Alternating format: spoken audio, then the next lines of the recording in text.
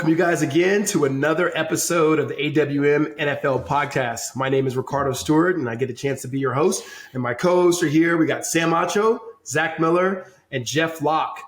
So we have been, for the past couple of episodes, talking about the four uses of money. The first use of money is taxes, which is the number one destroyer of wealth. As an NFL player who's in the highest tax bracket, we know that tax is the number one destroyer of wealth. The second use we talked about is spending. And that's nothing wrong with spending, but when you spend it, it's gone. And so you want to make sure you spend wisely. And then last week, we talked about the importance of giving and having a cheerful heart when you give, and how giving begets giving, and how there's ways to even save when it comes to your giving.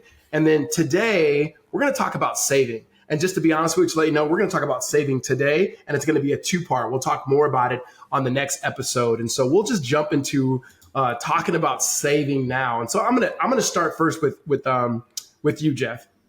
First, what do we mean by save? When we say, hey, we want you to save 40% is what we've been saying. What do we mean by that? And so first, Rick, you talked about this two-part episode, right? So when we're saying save, we mean save and invest. And we'll get into the invest part in this next episode, which I think a lot of people probably actually want to hear about. So when we say save, we mean putting away money for your future self. And that's for your priorities in the future, for yourself and your family, hopefully multiple generations of your family that you're thinking about, what they want to achieve later on in their lives.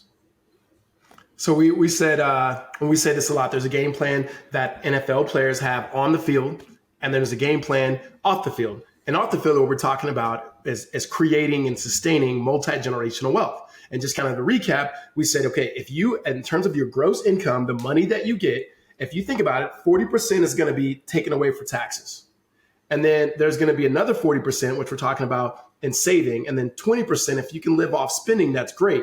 And then in talking about that 40% of saving, I just think it's funny because when you say the word save, Zach and I have been in meetings where we get to that point where we're walking through with a client or walking through with somebody who would be a client, and we say, okay, save.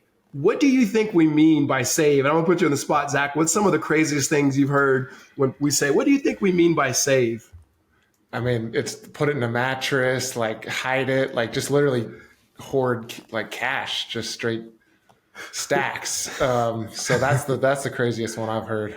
One guy was like, put it in the sock, put it in the drawer. And we're like, okay, that's a little savage, but I see where you're going on that. But to be honest, I think about this, okay? We said it last week, and I say this more than I should. More things are caught than taught. I grew up in a family, quite honestly, we lived paycheck to paycheck. So the concept and idea of saving didn't make sense to me. So I'm in college, and I got my scholarship check, and our coach tells us we need to open up a banking account. So I go to a bank, and I open up a checking account and open up a saving account. I had no idea that there was a difference between the two. And so I remember it was me and a few of my roommates and the girl I was dating at the same time, and we're trying to go buy some beverages. We'll just say that.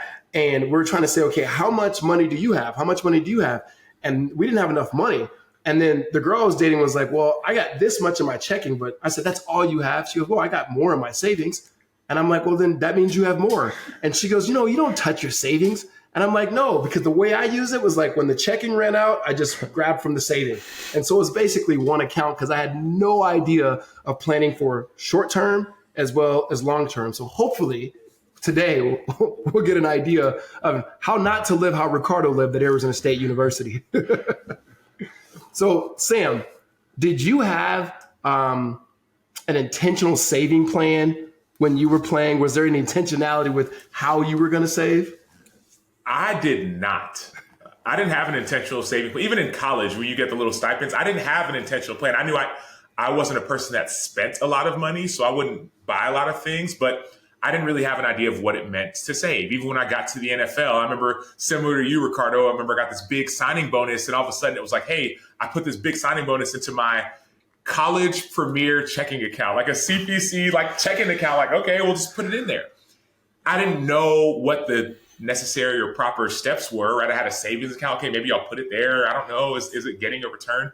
And so I just remember thinking that saving was just keeping my money somewhere until I had to use it in the bank, until I had to use it. And then I use it and then I'll get more.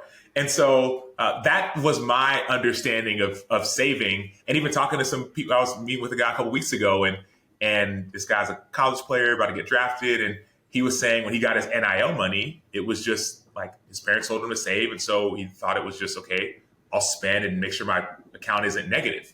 So I had a couple dollars, and all of a sudden, like, taxes came. He's like, oh, wow, how do I pay these taxes? And so to answer your question, didn't really have a great idea of what it meant to save outside of, hey, I'll keep some money in the bank in case I need to use it for something. Yeah. So, Jeff, Zach, we'll start with you first, because we've talked about it on this show before, that you did a good job at saving, and you were a saver. Like, what did that look like for you? I mean, I'm an NFL player. I'm about to get drafted. I'm a rookie. I'm going into my second contract. Like, what did it look like for you to be a good saver?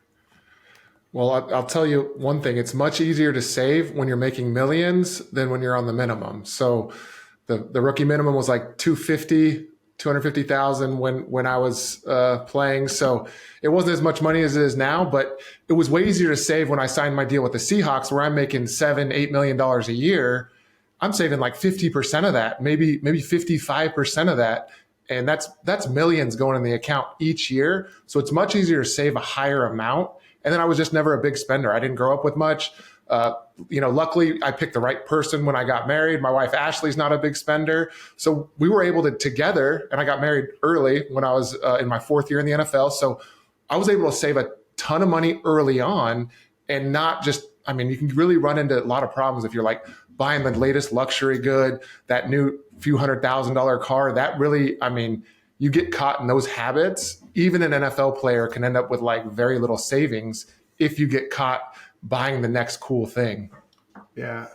Jeff, the professor, I like your answers. And so I got 2 questions for you. I'm going to give you the first one and let you answer first. So when it comes to savings, is savings a long-term or short-term play, or is it both? It is both, right? So this is one of the harder things, is you got to almost have these 2 compartments in your mind when you look at your savings. You've got the amount that you need for kind of break in case of emergency, plus things you need to spend on the next couple of years, just in case you don't have cash flow coming in. And then there's this long-term compartment where you got to like think about yourself when you're like 50 or 60 years old, and your kids when they're in their 20s and 30s, and what they might need at that point in their life. So it's going to be a little bit of short term and hopefully a lot of it of long term, looking out for your future self. Okay, so the second question to that is, help me, man. Where do I start? Like, where do I even begin to plan to think about savings? Because like I said, we got guys that are taking cash and putting it into drawers, into socks, into piggy banks. Like, where do I start, Jeff? Yeah, it's tough. It's one of the reasons I think all of us on this call do what we do, because it's so hard with all the different financial accounts and ways to invest out there in the world. It's hard to know what to actually do. But the first step truly is to protect a worst case scenario, which we hate to say. It's the last thing I want to talk about right now is like worst case scenario. But the term for most people is called an emergency fund, right? You've probably heard have an emergency fund, break in case of emergency. Most advice says like you need like 6 months of your spending. But as an athlete, we all know what can actually happen as a pro athlete and how fast you can get cut. And all of a sudden you got no money coming in for multiple years at a time.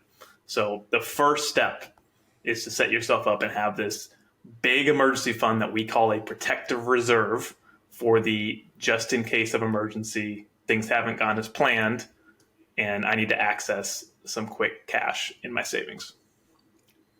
Okay, well, that's good. And so Zach and Jeff, Sam, maybe you guys can jump into this. But when it comes to our players in particular, and I know it's unique to every single player, but how long of a runway? I know we use that language a lot. Like Zach loves to say this, and I think it's a great analogy. The longer the runway, the better. No pilot ever said, you know what, I think this runway is too long, right? Now they'll complain like, hey, I ain't landing this. So just how long of a runway do we give players, and what sort of things go into play with deciding on how long of a protective reserve or how much needs to be in that protective reserve?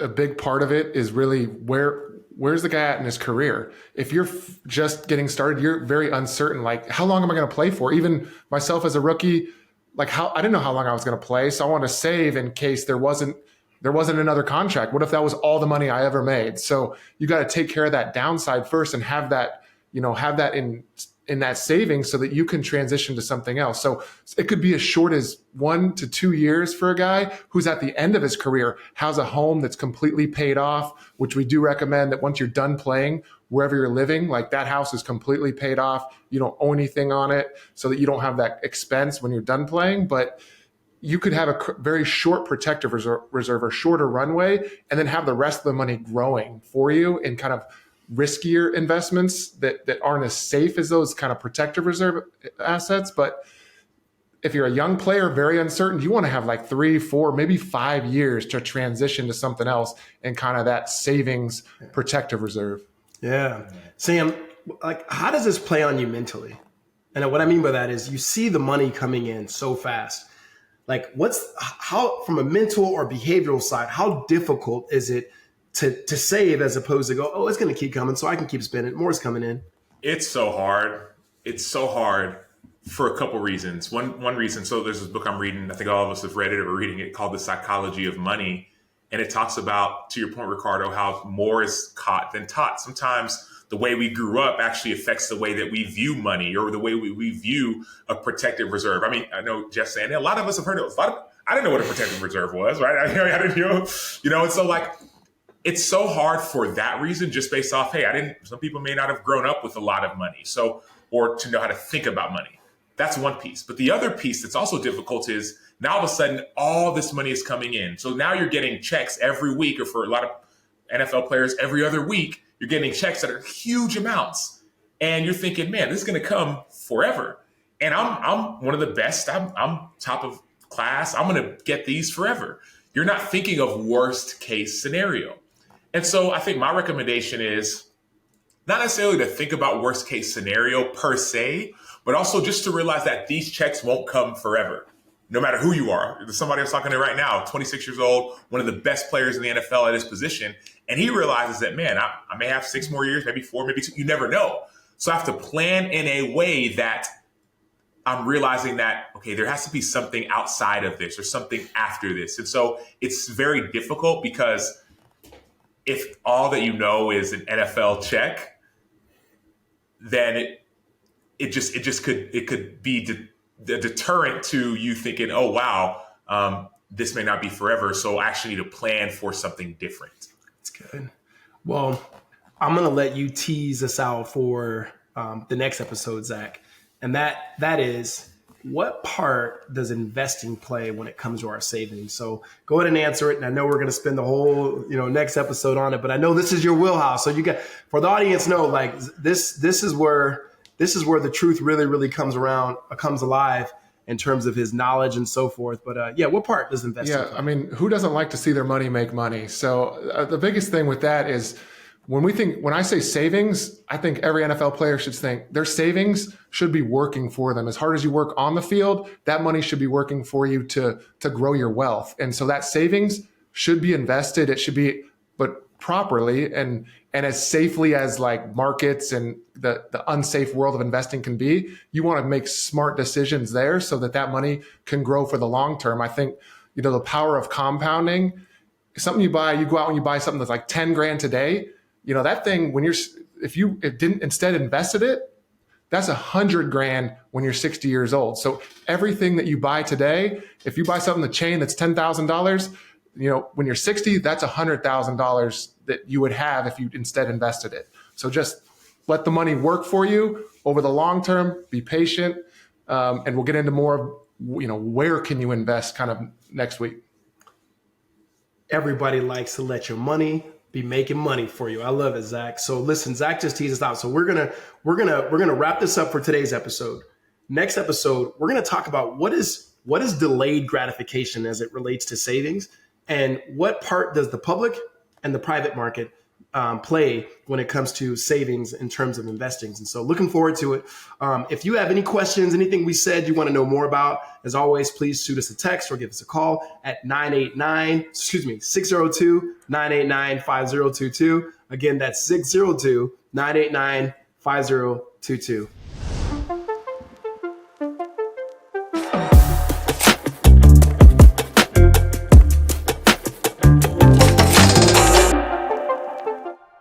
The information in this podcast is educational and general in nature and does not take into consideration the listener's personal circumstances. Therefore, it is not intended to be a substitute for specific, individualized financial, legal, or tax advice. To determine which strategies or investments may be suitable for you, consult the appropriate qualified professional prior to making a final decision.